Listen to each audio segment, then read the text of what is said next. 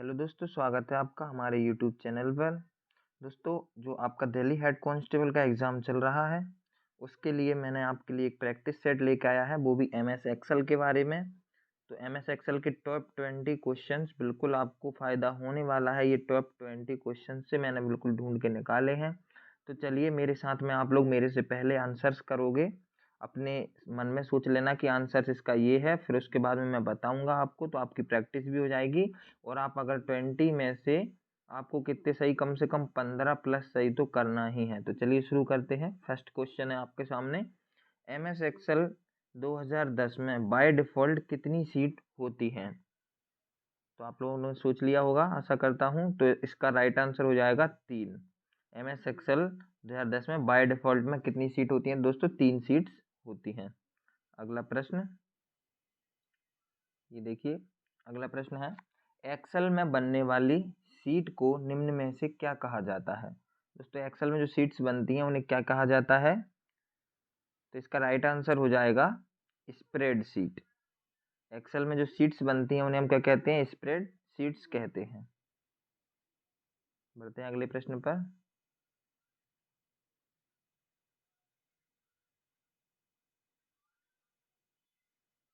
अगला प्रश्न है, एमएस एक्सेल में किन्हीं भी 5 स्टूडेंट की रिकॉर्ड का औसत ज्ञात करने के लिए कौन सा फॉर्मूला उपयोग किया जाता है? तो दोस्तों, एमएस एक्सेल में औसत करने के लिए तो हमेशा एवरेज का ही यूज करते हैं हम। अगला प्रश्न, हम अपनी वर्कशीट में हाइपरलिंक को निम्न में से किस शॉर्टकट की को दबाकर जोड़ सकते हैं? दोस्तों, हाइपरलिंक को जोड़ने के लिए कौन सी शॉर्टकट की उपयोग में लाई जाती है? तो आप लोगों ने सोच लिया होगा आंसर। तो इसके लिए Ctrl+K, ये हमारा आंसर हो जाएगा। Ctrl+K होता है, इससे हम हाइपर लिंक को शॉर्टकट की द्वारा वर्कशीट में यूज करते हैं। अगला प्रश्न है, इनमें से कौन से फंक्शन के द्वारा करंट डाटा इंसर्ट कराई जा सकती है? तो दोस्तों, यहाँ पर डाटा है, टुडे है, नाउ, टिम। तो इनमें राइट आंसर हो जाएगा आपका टुडे। तो टुडे फंक्शन के द्वारा करंट डाटा इंसर्ट कराई जाती है एमएस एक्सेल में। एक्सेल में सीट का डिफ़ॉल्ट व्यू होता है। सीट का डिफ़ॉल्ट व्यू क्या होता है एक्सेल में? तो दोस्तों, एक्सेल में सीट का डिफ़ॉल्ट व्यू होता है वह नॉर्मल होता है। आपने देखा होगा कि जो डिफ़ॉल्ट व्यू आता है हमारे स्क्रीन पर, वह कैसा होता है? नॉर्मल होता है, ना ही रोमन होता है, ना ही ऑटो होता है, ना ही वर्क। अगला प्रश्न आंसर करिए आप लोग, सोच लीजिए आंसर क्या होगा। तो अगला प्रश्न है, प्री डिफाइन फॉर्मूला होते हैं, क्या होते हैं प्री डिफाइन फॉर्मूला जो स्वतः गणना का कार्य करते हैं? तो दोस्तों, प्री डिफाइन फॉर्मूला, चलिए आंसर दे देता हूं मैं। फंक्शन, जो फंक्शन होते हैं, फंक्शन,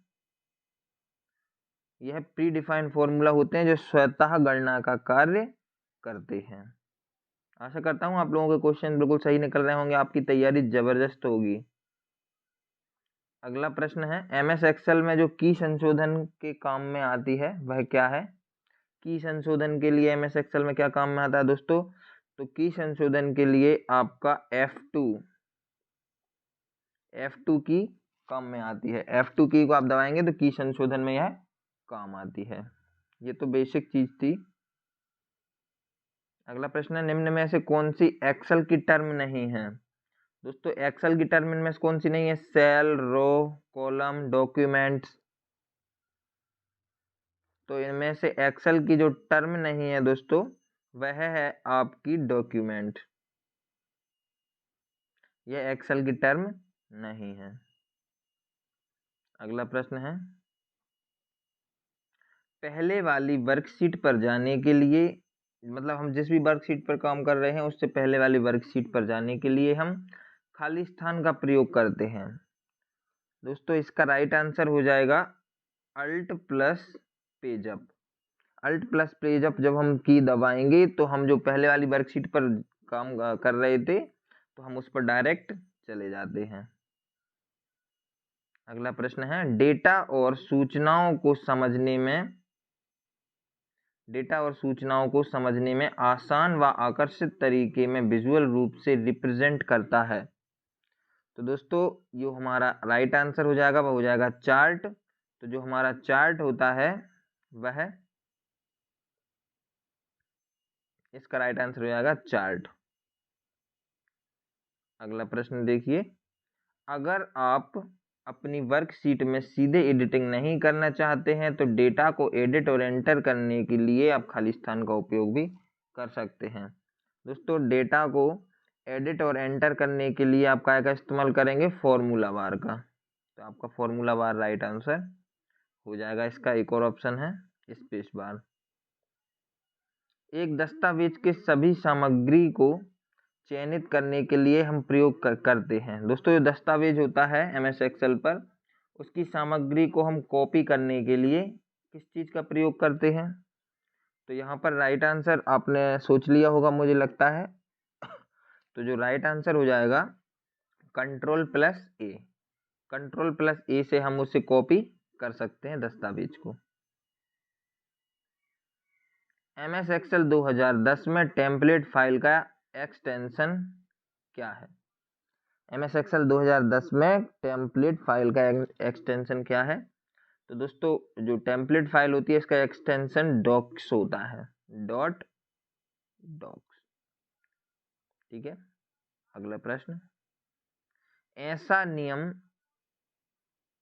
खालिस्तान ऐसा नियम है जो वैल्यू के पूर्वानुमान में मदद करता है। तो दोस्तों वैल्यू के जो पूर्वानुमान में मदद करता है वह आपका होता है गोल सीक।